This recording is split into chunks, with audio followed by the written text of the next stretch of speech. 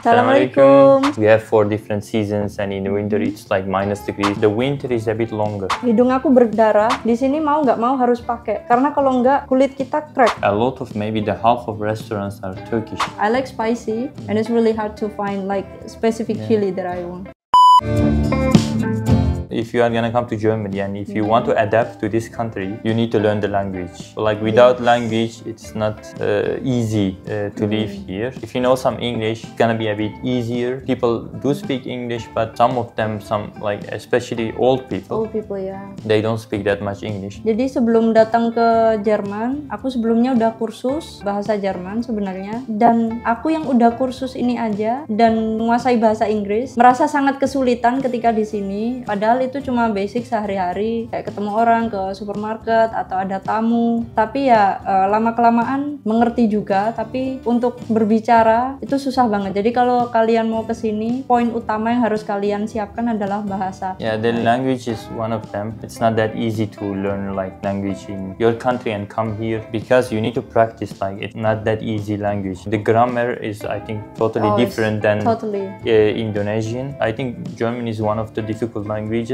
But it's not impossible when you practice. Find people to practice, which is not that easy too, because German are not that communicative. Like they are communicative, but they are not like as communicative as Indonesian Sometimes people. They're not too welcome. I mean, like they would smile, they would say hi when you see them on the street, but they keep distance. It would take years to develop a friendship with a German. In Turkey, like you can become friends in a couple of minutes. You can exchange your number. You can invite people to like your Indonesian house. Too.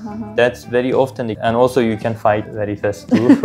Our emotions are high sometimes. What I can say about Germans, they are more stable. For Indonesian, it's like it's so random. Like for example, you call Gojek, and then they'll ask you, how old are you? Are you still at school? Are you married? How many kids you have? That's really private things here. Yeah, very personal. Like about salary. Wow. One of the things about Germans, you would hear it often. Bureaucracy. If you apply for residence permit, if you arrange appointment. Like the last time we experienced about preparing things for marriage and also my resident permit. Jadi aku datang ke Jerman dengan visa menikah. Di situ tulisannya visa menikah, visa tipe D. Itu seharusnya habis tanggal 17 September 2023. Aku sampai di sini itu Juli, right? I came here in June, end of June, Jadi Juni akhir, bukan Juli. Juni akhir, aku baru sampai di sini. Dia langsung email ke imigrasi, bilang kalau intinya orangnya udah di sini gitu. Kan kalau udah sampai sini harus bikin residence permit gitu. Jadi izin untuk tinggal. Jadi izin tinggal di sini. Tapi dibalasnya 3 bulan kemudian, right? Like 3 months after you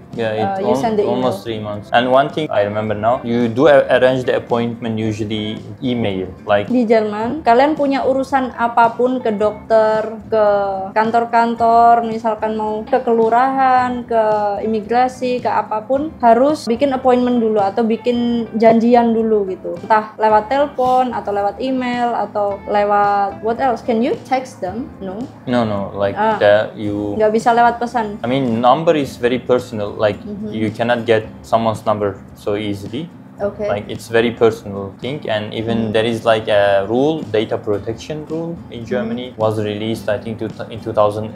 You should ask for permission to save someone's data on your phone or like. Jadi kalau misalkan kalian mau ke dokter bisa kalian telepon, kalian email, misalkan dok bisa nggak aku, tapi harus dengan bahasa yang sopan dan resmi. Like the language you use for email and everything, it has to be like very formal, right? Exactly, yeah. Like it has a certain structure, like the opening, ending is so different. Ada openingnya, ada isinya, ada penutupnya gitu. Jadi betul-betul resmi. Kalian. But you just use it, so you do it every day.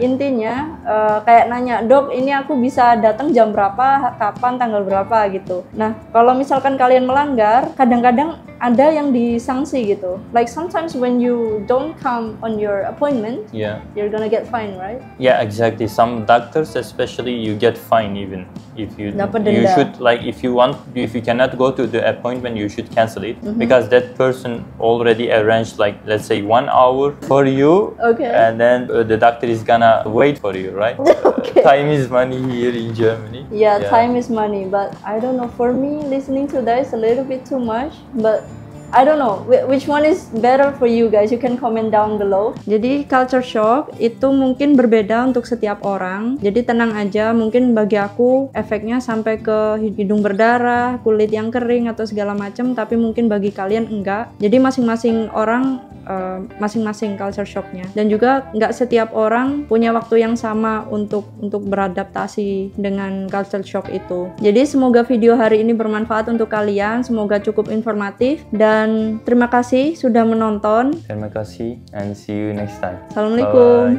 Bye.